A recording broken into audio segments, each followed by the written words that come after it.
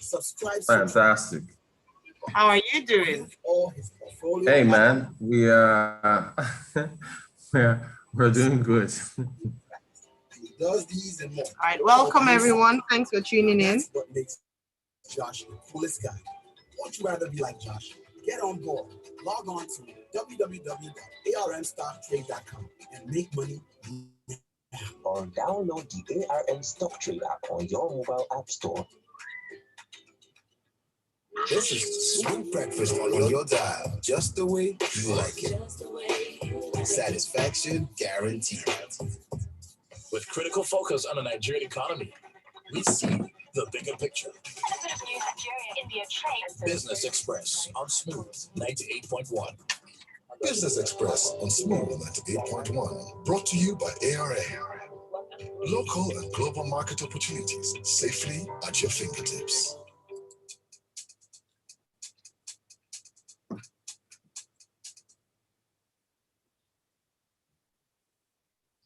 Smooth 98.1, love music, love life. You're most welcome to today's edition of Business Express 981. I am Mairo-Ese with Valentine Ohu for today's Smooth Breakfast Show. And joining me for Business Express today is Rotus. Morning, Rotus. How are you today? Fine, thank you. Good morning, Ayo. Good morning to all our listeners, and happy Eid. Yes, Eid Mubarak. Happy Eid Mubarak to everyone out there. Excellent. You say Eid Mubarak, not Happy Eid. Happy Eid Mubarak to everybody out there. Fantastic. All right. Yes. You can join the conversation on YouTube, youtube.com/smooth981FM. You can also, 9 FM Lagos, you can also use the chat box to send in your message. Beyond that, you can also send a WhatsApp message to us on 0809-444-0981. Our main topic for today is interesting. So Department for Petroleum Resources have said that fuel could reach 1,000 Naira without subsidy. For a number of people who have had this conversation in the past, it comes at no surprises. We know, as Rotus, you have mentioned as well, if we're going to pay for it, it's going to be significant. However, it's also opportunity cost as to the other things that we are able to free up that subsidy money for us to pay. But please take us through the stories for today, Rotus. Yeah, so essentially the Department of Petroleum Resources, the key, they're saying that it could reach, if you remove subsidy, PMS could reach 1,000 Naira per litre if there are no alternative fuels that are provided to people. So one alternative is this talk of compressed natural gas, CNG, where the federal government said that they would convert about 1 million vehicles go from petrol over to compressed natural gas. But there's the issue of how much it would cost for them to be able to do that. I believe they said they were going to do it for 1 million vehicles for free, but the estimates of the cost I've seen are here from 150,000 to 200,000. I think the network is a bit shaky. I know that as our network is quite unstable. To continue with his analysis, Rotus, I believe you're back. Yeah, can you hear me? Yes, can you hear me? I can hear you. Okay, sorry about that. Yeah, so I was saying that the federal government, Department of Petroleum Resources is saying that they want to be able to, if an alternative is not provided to PMS, then Nigerians are going to be in a bind. Now, one of the alternatives is compressed natural gas, CNG, where the federal government said that they would convert 1 million vehicles for free from PMS to compressed natural gas. However, they said they would do it for free for 1 million vehicles, but I mean, the cost has been estimated anywhere from 100,000 to 200,000 to convert each vehicle. You can imagine trying to convert 1 million of those. That's going to go into the billions. So the question now is whether or not that's realistic to find an alternative. And the thing is this, is that even whatever alternative you're looking for? How do you know that the cost of that alternative is not going to be high?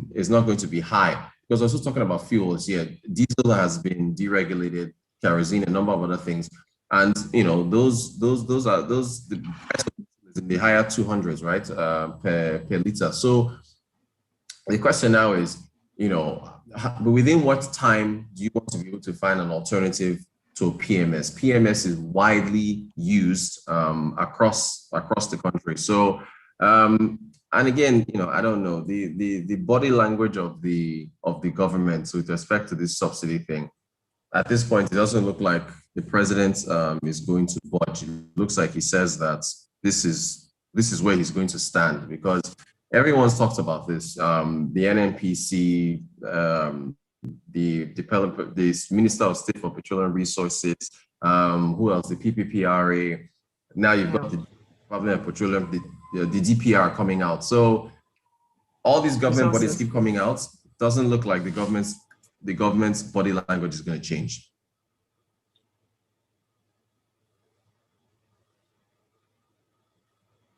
Did you get that? Can you hear me? I can, yeah. Yes, I got you. You're smooth. Yeah, you're fine. Please go on. Okay, great. So the issue now, look, is that they were still at an inflection point where Labour is saying that the refineries have to be essentially fixed in order for us to be able to move forward between Labour and government on the subsidy matter. And unfortunately, it's just not realistic because the amount of time it's going to take to fix the refineries. They're looking for the Port Harcourt refinery with a $1.5 billion tag. They're looking for anywhere from 18 to 24 months, even longer. So there's just no way that you can continue that subsidy bill between now and getting the refineries before saying that you want to, acquiesce to Labour's demands. It's just not realistic.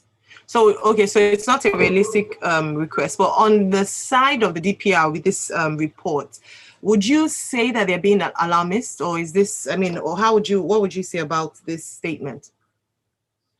Yeah, I think it's, 1,000 naira per liter is, I think it's alarmist, unless they are factoring in the exchange rates component of importing it, because our neighbors are not paying 1,000 naira per liter. Between Cameroon, Ghana, I think it's about 400-500 naira per liter is what they're paying. So 1,000 naira per liter does sound a bit alarmist. But how about, so they're saying 1,000 naira for petrol, but what stops the alternative fuel you talked about from being just as expensive or even more expensive than PMS? Yeah, exactly. That's what I was, it's not like when they say alternatives, what do you mean? What's the cost of diesel, right? So what's the cost of kerosene and all the other derivatives? What's the cost? There's no guarantee that there's going to be low cost. Whatever alternative you pick is going to be low cost. So just face the PMS and get it over with. Okay. All right. Okay, then. Thanks. So I'd like to hear your thoughts on this for those who are listening. And would you be willing to pay up to 1,000 naira per liter for PMS? Is that? No, it depends on, again. Rotus, I'm asking people, because if people are willing, as long as, subsidies removed, because a number of people have called for it, even though you have mentioned that the body language of the government doesn't look like they're going to take this on. But if that were on the table, would people be willing to pay? Okay, even if it's not 1,000, that's why I put a cap upwards of 1,000 now. People would be willing to pay that with a guarantee that that money can be rechanneled to do, to invest in capital projects, obvious projects that would benefit Nigerians more. Yeah, certainly. You at 1,000 naira per liter, people might start walking. You might start to see a whole lot of behavioral changes, because when the cost is that high, then folks will just start to either ride horses or there's going to be a shift. And you can imagine what kind of pass-through effect would be on inflation and food prices that have to be transported. So you might get unrest. You might even get some civil unrest with the price like that. So of course. I can imagine. Yeah, that would be scary. But if the government again can cushion it by taking those subsidy savings and, like you said, putting that into capital projects. Yeah. And definitely do that. Okay, so talking about high costs, another area is in airline fares.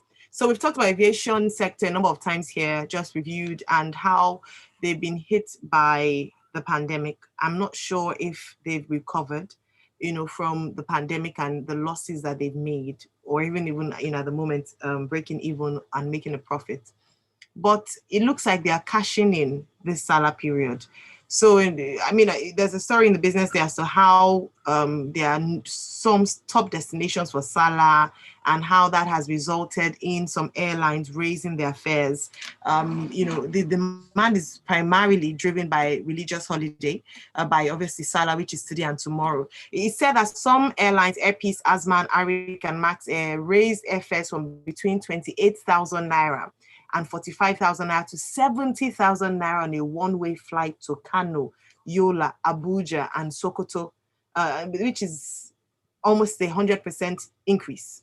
Now, the demand is, obviously, we know the demand is primarily driven by the Salah holiday, but does it say anything about the potential to boost domestic tourism? It does, because you notice that these religious holidays are a real trigger for increased demand for flights. So all you have to do is just, what is the catalyst to drive people to go from destination to destination, and what can that catalyst also help airlines with what you're seeing? Because the prices have increased because of demand. So of course. Okay, excellent. So, can you have a conversation around domestic tourism without first addressing insecurity? So, Rotus, in other parts of the world, and I'm sorry, I know some people will say, why are you comparing? We don't have the same, it's not the same dynamics that are at play here, or it's the same principles here. In parts of the world where people travel, have in tourism. In fact, let's not even look far away. In Nigeria, at a point, people were going to the Yankari Games Reserve, people were going to the Budu Cattle Ranch, Springs in Ekiti, Kogosi Springs in Ekiti, and they would even do, you would go with your friends on a road trip. However, because of insecurity, we've seen a reduction in that. So can we have a conversation around domestic tourism without first addressing insecurity? Yeah, you can't do it. You just can't do it. Much of those, Yankari, all those other places you mentioned, those are in the northern parts of the country. So until you get that sorted out, it's a deterrence. It's a deterrence to domestic tourism. So you got to sort out the insecurity issue. Yeah. So assuming insecurity is taken care of, what's next to boost tourism? People talk about infrastructure. What are the other things? Let's say in an ideal world, the government is winning the war against banditry, terrorism, security is tight. What are the other things that you would say are needed to boost tourism in Nigeria? Yeah, because look at the roads and how long it takes. Rotus, I don't think I can hear you. Okay, yeah. So look at the roads and how long it takes to travel. You absolutely have to improve infrastructure. The tourist sites that you're going to, you have to improve the sites, how they look. Look at the Ibadan Zoo. Look at the state of the animals there. So infrastructure is the huge part of the conversation in terms of the routes to travel and also the facilities that people are going to see as well, the attractions themselves.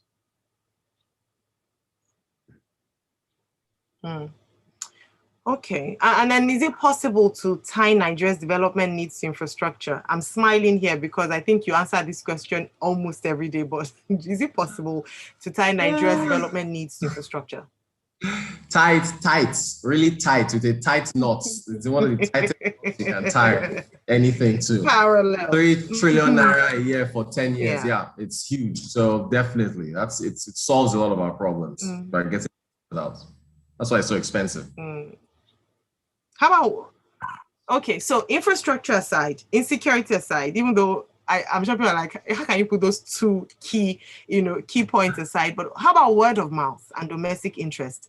Do Nigerians promote local tourist attractions enough? So for instance, Rotus, when last did you travel locally in Nigeria to a destination? I know you are a workaholic, so you hardly take a break.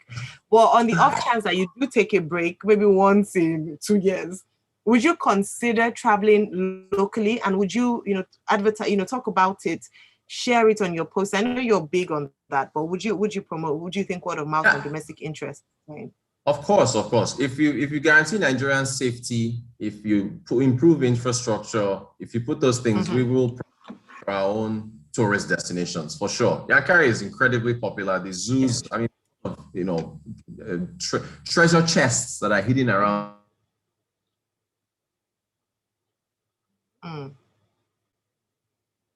Okay, so we cannot hear you. Anyways, it's already 6:45 a.m. But yes, absolutely. So local and word of mouth. I remember the time when Badagry was also a place where people would go to see, you know, history around the slave trade, the first building in Nigeria, and so on. So it's definitely something to look into. And I know for some countries, talk about Maldives, Caribbean countries, tourism is a huge part, contributes significantly to their GDP. So that's possibly a sector that we haven't quite explored well enough, or we're not even investing well enough. Well, thanks to you, Rotus. Unfortunately, you talk about infrastructure a lot, and talking about infrastructure, one way is also our provision of internet services.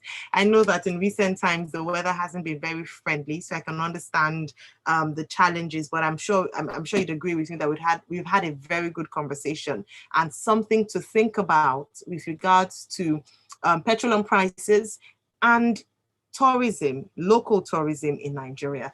This has been Business Express 91. Thanks for tuning in and joining us on this Salah morning. We continue the show, That Smooth Breakfast, and at 7:30 we have today's edition of Freshly Pressed 91, detailed analysis of the national newspaper stories. Express on Smooth 98.1. Thank you everyone for joining. By ARA.